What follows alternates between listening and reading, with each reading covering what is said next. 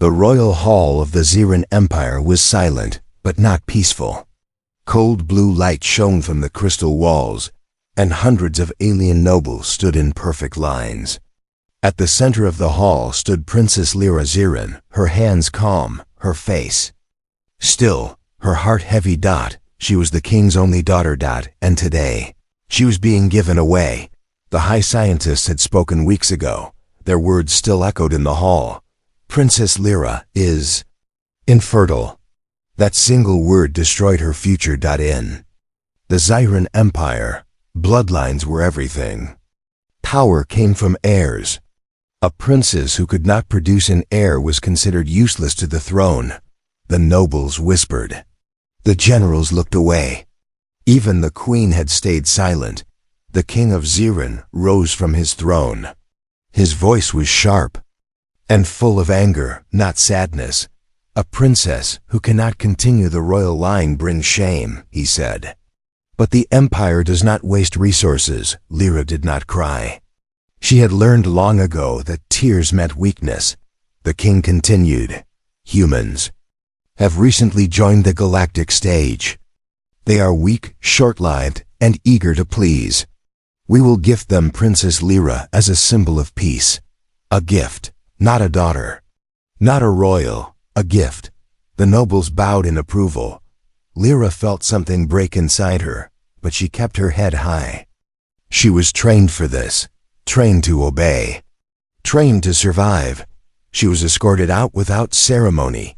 The human ship was nothing like Xiran vessels. It was smaller, rougher, made of steel instead of crystal. Lyra expected guards, chains, or cold stares. She received none of those. When she arrived, a human officer stood waiting. He wore a simple uniform and had calm eyes. His name badge read Ethan Carter. He did not bow. He did not kneel. He simply nodded and said, "Welcome aboard." Lyra blinked. This confused her more than anger would have. "You are not afraid?" she asked in careful Galactic common. Ethan tilted his head slightly. "Should I be?" She had no answer. During the journey to Earth, Lyra stayed in her room. She expected isolation, but instead, food arrived regularly. Not nutrient-paced, but real meals, warm, fresh. One day, Ethan knocked before entering. "In our culture," he said gently, "we knock." "I hope that's okay." Lyra stared at him. No one had ever asked her permission before. "Yes," she replied quietly. Ethan placed the tray down. "You're not a prisoner here," she laughed softly. "Then what am I?" Ethan paused. "Guest, until you decide otherwise." Those words stayed with her. Earth shocked her. Humans walked freely. Soldiers spoke casually to leaders. Children laughed without fear. No one bowed when she passed. No one whispered infertile behind her back. Doctors examined her, not like property, but like a patient. "She's healthy," one doctor said. Very healthy. Lyra looked away. Health had never saved her before. Far away, on Xiran Prime, the king watched the stars with cold eyes.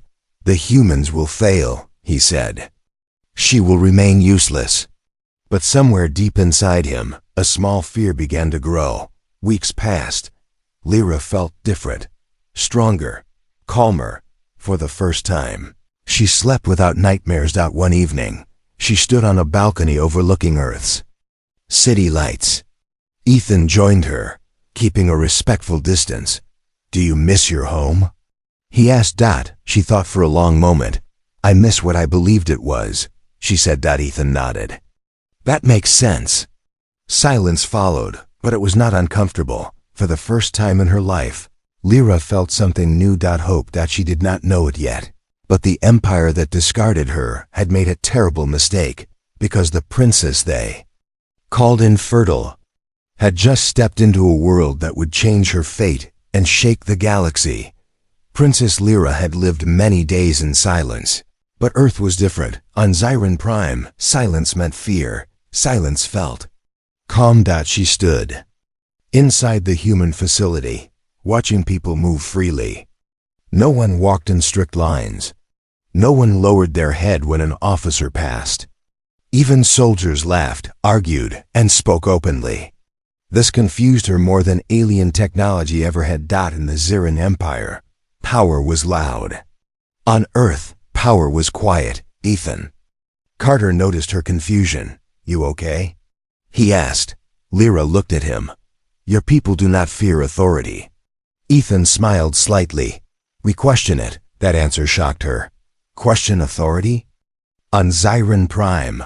That thought alone could get someone executed. The next days were filled with learning. Lyra was given access to human records, not secret ones, but public history, wars, mistakes, victories. Humanity did not hide its failures. That alone made her uneasy. "Why do you show weakness?" she asked Ethan one day. He leaned back in his chair. "Because hiding it doesn't make it go away." Lyra did not respond, but she remembered those words. Medical tests continued. Human doctors spoke openly, sometimes even arguing in front of her. No genetic decay, no reproductive damage. "This doesn't match the alien report." Lyra's hands tightened. "What does that mean?" she asked. The doctors exchanged looks. "It means," one said carefully, "that the Ziran diagnosis may have been wrong." Lyra's heart raced. Wrong? On Ziran Prime, science was law. The royal scientists were never wrong because they were not allowed to be. She felt fear instead of joy. If the Empire learned the truth, they would come for her. That night, she could not sleep. Earth's sky was dark, filled with stars that felt closer than before. Lyra stood outside again, holding the balcony rail. Ethan approached quietly. "You're thinking too loud," he said. She gave a weak smile. "Is that a human saying?" "It is now." She hesitated, then spoke. "What if I was never broken?" Ethan looked at her seriously. "Then they lied to you." Those words hurt more than the truth. "Why?" she whispered. Ethan's voice was calm, but firm. "Because control is easier than truth." Lyra felt anger rise for the first time in her life, not at herself, but at the Empire. Far away, alien eyes were watching. Hidden probes observed Earth. Data flowed back to Ziran Prime. The king listened as reports came in. "She is calm. She is respected. She is smiling." The king's claws dug into his throne. She was supposed to disappear. He growled. On Earth, Lyra began to change. She trained with humans, not because she was ordered to, but because she wanted to. She learned human combat styles, strategy, and even simple self-defense. "You don't fight like an alien," one soldier joked. She replied quietly, "I am learning to fight like myself." The humans respected that. Ethan watched her grow stronger, not just in body, but in voice. One day, during a meeting, a human general spoke harshly about the alien empire. Lyra raised her hand. The room went silent. "I do not agree," she said, "but I understand your anger." No one interrupted her. On Ziran Prime, that would never have happened. Weeks later, the truth could no longer stay hidden. A doctor called Ethan aside. "She's showing signs of biological adaptation. Earth's environment is activating dormant systems." Ethan frowned. "Say that again, in simple terms." The doctor said, "She was never infertile." The words felt heavy. Very heavy. Ethan looked at Lyra across the room. She was laughing softly with a human child, teaching him alien symbols. "She doesn't know yet," Ethan said. "She will," the doctor replied. "And when the Empire finds out." They both knew what that meant. War. That night, Lyra stood alone again. She felt something deep inside her, fear, and something else she could not name. The Empire had thrown her away, like a broken tool, but humans had shown her something new. Choice. And somewhere across the stars, a furious king was beginning to realize the truth. The infertile princess was no longer powerless, and the rules he lived by were about to be challenged by humanity. Princess Lyra felt it before anyone said a word. Something inside her was changing. At first, it was small things. She felt less tired. Her thoughts were clear, sharp. Her body healed faster after training. Human gravity no longer felt heavy. It felt right. The doctors noticed too. They did not look afraid. They looked amazed. This should not be possible. One doctor whispered as he studied the scans. Lyra sat quietly on the medical bed, hands folded. "You sound certain," she said. "We were," the doctor replied. "About alien biology, about limits." He looked at her. "We were wrong." Ethan stood nearby, arms crossed. "What are you saying?" he asked. The lead doctor took a breath. "Her body is adapting. Earth's environment is activating systems that were asleep." Lyra's eyes widened. "Asleep?" "Yes," the doctor said. "Not damaged, not broken." The word she feared most was not spoken. Infertile. Not here. Not anymore. The room felt too quiet. Lyra stood slowly. "You must not tell anyone," she said. Ethan turned to her. "Lyra, if the Zirin Empire learns this," she said firmly, "they will come." "For you?" Ethan asked. "For what I represent," she replied. An air. Far across the stars, a silent message reached Zirin Prime. A long-range probe had detected unusual biological readings from Earth. Royal scientists gathered again. One of them hesitated. Before speaking, "The princess's body shows reproductive activation." The hall exploded in noise. "That is impossible." She was tested. The report was clear. The king rose slowly from his throne. "Run the test again," he ordered. Minutes later, the result returned. Confirmed. The king's face darkened with rage. "They lied to me," he hissed. "Or worse, they failed." A fertile princess meant something dangerous. It meant the throne was no longer safe. On Earth, Lyra avoided the public. She moved carefully, watching every shadow, every screen. She began to fear mirrors, not because she looked weak, but because she looked alive. One evening, she found Ethan in the training hall. "I need to know," she said quietly. "Why are humans protecting me?" Ethan lowered his weapon. "Because you didn't choose this." "That has never mattered before," she replied. "It does to us," he said. Lyra studied his face. No lies. No fear. Only certainty. The next discovery came without warning. A human scanner confirmed it. Lyra stared at the screen, breath shaking. Life. Inside her. She did not scream. She did not faint. She sat down slowly. "That is not possible," she whispered. The doctor spoke gently. "It is real." Ethan felt the room close in around him. "The Empire will see this as a weapon," he said. Lyra closed her eyes. "They will see it as a crown." Emergency protocols activated. Earth's leaders were informed. So were military commanders. The room was tense. "If the alien king learns of an heir," one general said, "he may attack." Ethan stepped forward. "Then we protect her from an empire?" Another asked. "Yes," Ethan said simply. "Lyra, watch them argue not about her value, but her safety." That alone felt unreal. On Zirin Prime, the king made his decision. "Prepare the fleet," he commanded. "The humans will return what belongs to us." One noble dared to speak. "And if they refuse?" The king's voice was cold. "Then they will learn why the galaxy fears Zirin." But fear was no longer one-sided. Lyra stood before Earth's council. "I will not run," she said. "I will not hide." The room fell silent. "I was given away like a broken thing," she continued. "Now they want me back because I am useful again." She raised her head. "I choose Earth." Ethan stood beside her. Humanity did not cheer. They did not shout. They nodded, because the truth was clear.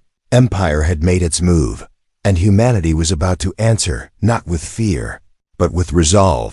The secret was out. The infertile princess carried a future that could change the Balance of power in the galaxy. And the king's fury had only just begun. The first sign of danger did not come with explosions. It came with silence.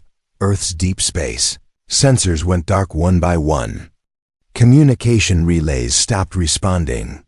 Satellites showed empty space, too empty. Human commanders knew this pattern. Someone was hiding. Princess Lyra stood in the observation room, her hands resting on the glass. She felt it in her bones. The Zyran Empire had come. "They're here," she said quietly. Ethan did not ask how she knew. He trusted her. A red alert spread across Earth's defense network. Unknown fleet detected. Multiple vessels.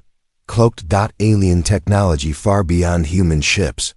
The room filled with tension, but not panic. Positions? A general asked. Defensive grid active. Orbital weapons online. Civilian evacuation started. No screaming. No chaos. Lyra watched in disbelief. On Zyran Prime, power came from fear. On Earth, power came from control. The first Zyran ship uncloaked above the planet. It was massive, sharp, beautiful in a deadly way. Then another, then dozens. The sky over Earth's orbit darkened. A transmission cut through all channels. The king's voice echoed, cold and furious. "Humans of Earth, you hold what belongs to the Zyran throne. Return the princes and the unborn heir. This is not a request." Lyra felt her heart tighten. Ethan stepped forward and activated the reply. "She's not property," he said calmly. "She's here by choice."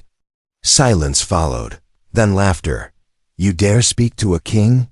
The alien voice mocked. "Kneel." Ethan did not kneel. The king's image shifted to Lyra. "Daughter," he said, his voice sharp like a blade. "Come home. The throne still has use for you." Lyra looked at him. Really looked. "I was your daughter before I was useful," she replied. The king's eyes burned. "You carry my blood. My heir." She placed a hand on her stomach. "This life is not yours." The transmission ended. The war clock started ticking. Human ships moved into position, smaller and fewer than the alien fleet. Lyra felt fear rise in her chest. Ethan noticed. "We're not trying to match them," he said. "We're trying to outthink them." The first Zyran strike came. Fast energy blasts aimed at Earth's orbital defenses. Human shields flared to life. They held. Alien commanders paused. That should have broken them. One hissed, but humans had learned something important. Survival. Ground forces prepared for invasion. Lyra was escorted to a secure facility, but she refused to hide underground. "If I run," she said, "they will say humans fear them." Ethan nodded. "Then stay." Another transmission arrived, this time not from the king. It was from Zyran citizens. "We were told she was broken. We were told she was shame. Why does she stand stronger than before?" Cracks formed inside the Empire. The king saw it too. "Silence the channels," he roared. But truth, once released, could not be caged. Earth's leaders made a choice. They broadcast Lyra's message across the galaxy. Her face appeared on countless screens. "I was called infertile," she said. "I was discarded. I was gifted like an object." Her voice did not shake, but humans showed me dignity, choice, freedom. She looked straight into the camera. "If you attack this world, you attack a people who fight not for power, but for what is right." The response was immediate. LAs moved. Neutral systems hesitated. The Zyran Empire was no longer unquestioned. The king ordered the final strike. "End this," he commanded. Alien weapons charged. Human commanders waited. At the last second, Earth activated its hidden defense. Not a weapon, a signal. Every ship's system flooded with data, human code. Adaptive, chaotic, fast. Zyran systems froze. Confusion spread. How are they inside our network? Because humans did not fight like empires. They fought like survivors. Lyra Watch the alien fleet hesitate. This was no longer a rescue. It was a test, and the Zyran Empire was failing it. The king stared at the battlefield in disbelief. The gift he threw away now stood at the center of a galactic storm. And humanity small. Defiant humanity stood between an empire and its heir. The sky had turned hostile, but for the first time in her life, Princess Lyra was not afraid. Space above Earth was frozen in tension. The Zyran fleet was still there, huge, sharp and deadly, but it no longer moved with confidence. Their systems were unstable, their commands delayed. Confusion spread from ship to ship. On the main Zyran flagship, alarms echoed through the command hall. Our systems are not responding. Human code is mutating. We cannot lock weapons. The Zyran generals looked to their king. The king of Zyran was shaking with rage. How can primitives do this? He roared. They are supposed to fear us. But fear was not what humanity felt on Earth. Human commanders watched calmly as data streams flowed across their screens. Adaptive countermeasures holding, one officer said. Alien fleet coordination is breaking down, another reported. Ethan stood near Princess Lyra in the command room. He could feel the weight of the moment. They're powerful, Lyra said softly. But they've never been challenged like this, Ethan nodded. Vampires get used to obedience. The Zyran king opened a direct channel again. His image filled every screen. Humans, he said coldly. This ends now. You will return my daughter and the heir, or I will burn your world. This time, a human leader stepped forward, not a soldier, not a king, just a man in a plain uniform. We do not kneel, he said clearly, and we do not trade lives. The king's eyes narrowed. You would choose extinction? The human replied calmly, we choose dignity. Across the galaxy, millions watched the broadcast. Some worlds leaned closer. Some empires grew uneasy. Because something strange was happening. A young species was speaking to an ancient empire without fear. Inside the Zyran fleet, whispers spread. She stands with them. She speaks freely. She carries the future. Lower ranked officers began to question their orders. One of them spoke quietly to another. If she was truly broken, how is this possible? No one answered. Princess Lyra stepped forward. I want to speak, she said. The room fell silent. Human leaders looked at her, searching her face. Ethan met her eyes. Your choice. That word again. Choice. She nodded. Her image appeared across space. To the Zyran people, Lyra said. You were told I was shame. You were told I was weak. She lifted her head. Yet here I stand, alive, respected, unchained. Her words hit harder than weapons. I was given away because I could not serve the throne, she continued. Now, the throne demands me back because I can. She paused. I refuse. Shock spread like fire. On the flagship, the king screamed. She is lying. But his voice sounded small. Too small. Something unexpected happened. A Zyran cruiser powered down its weapons. Then another. Human sensors lit up with alerts. Sir, an officer said, stunned. Multiple alien ships are disengaging. Ethan stared at the screen. They're refusing orders. The king slammed his claws into his throne. Traitors! He roared, but it was too late. The truth had broken the chains. The king gave his final command. All loyal ships fire on Earth. Now. Only a few responded. Human defenses surged forward. Not reckless. Not angry. Precise. Every move calculated. Human ships danced between alien fire, exploiting confusion, disabling rather than destroying. They were not fighting to dominate. They were fighting to protect. Lyra watched the battle unfold. This was not how empires fought. This was how families fought. Together, minutes felt like hours. Then silence returned. The Zyran fleet was no longer an army. It was a scattered force. The king stared at the stars in disbelief. The gift he threw away had become the symbol of his fall, and humanity small. Stubborn humanity had stood its ground. Back on Earth, alarms faded. People breathed again. Ethan looked at Lyra. "It's not over," he said. She nodded. "No, but it has changed." She placed a hand over her stomach. "The future has changed." Across the galaxy, one truth spread faster than any ship. Humans could not be ruled by fear. And the Xeran Empire had just learned the most dangerous lesson of all. You cannot control those who refuse to bow. The Xeran Empire was breaking, not from bombs. Not from invasion, but from doubt. Across Xeran Prime, screens lit up with the same image. Princess Lyra standing beside humans, her head high, her voice calm. Citizens gathered in silence. Soldiers paused in their barracks.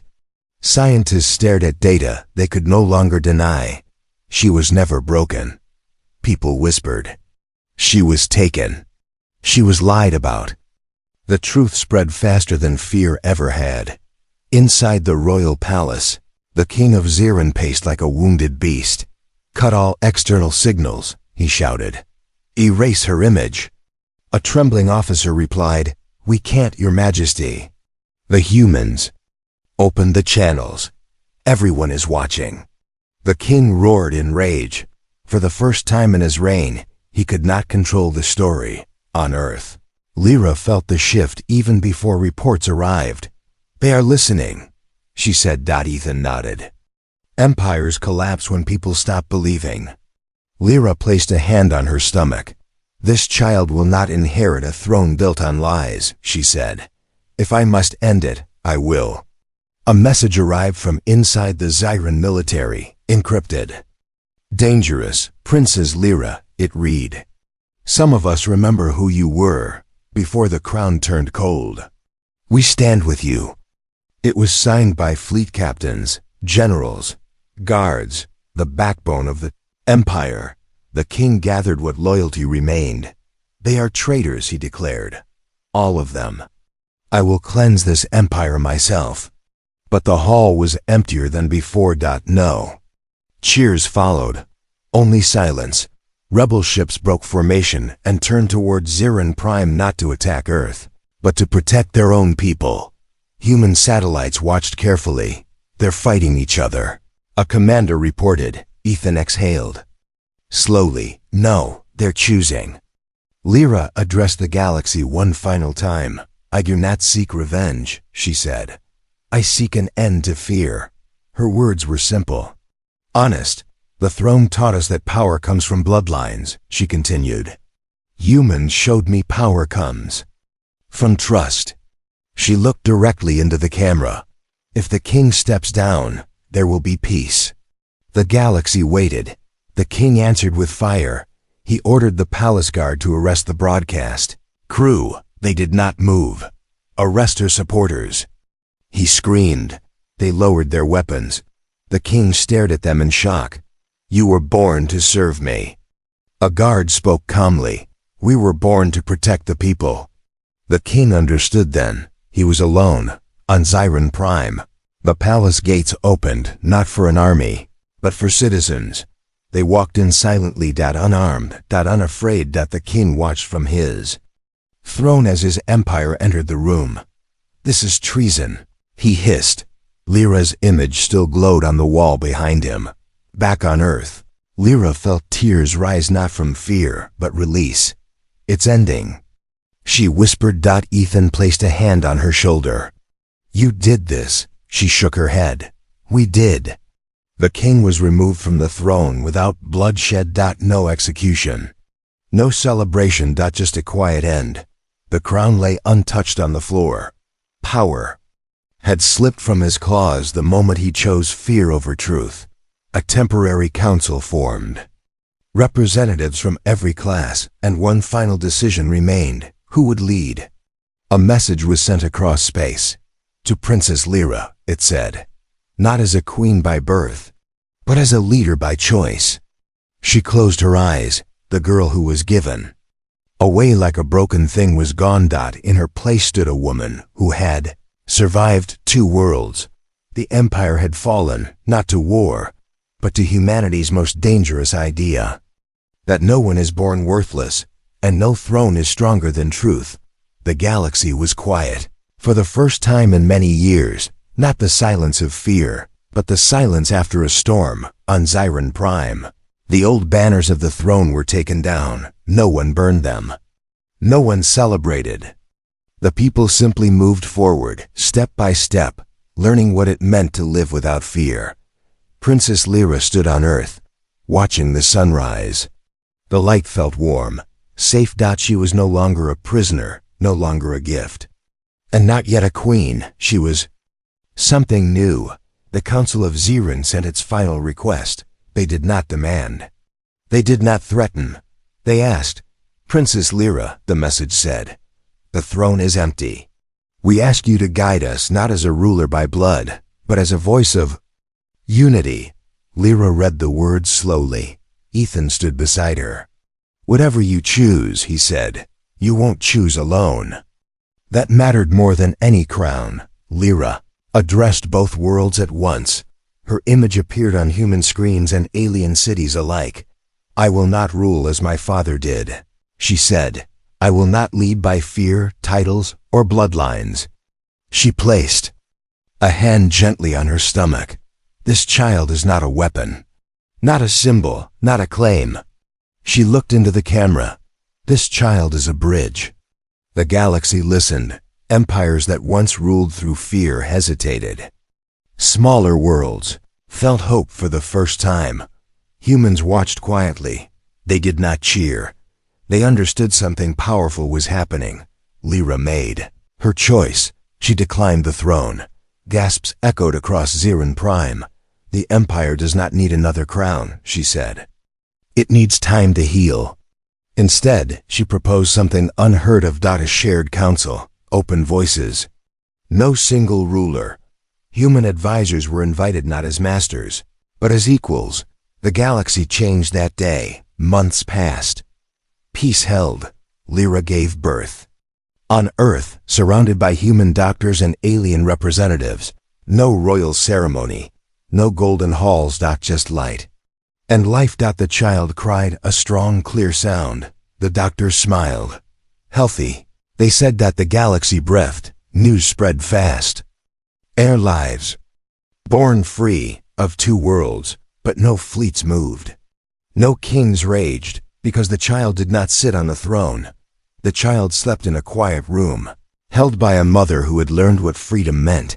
Years later, a statue stood not on Ziran Prime but on Earth. Not of a warrior, not of a king, but of a human and an alien standing side by side. The plaque read, "They did not conquer the galaxy. They taught it not to kneel."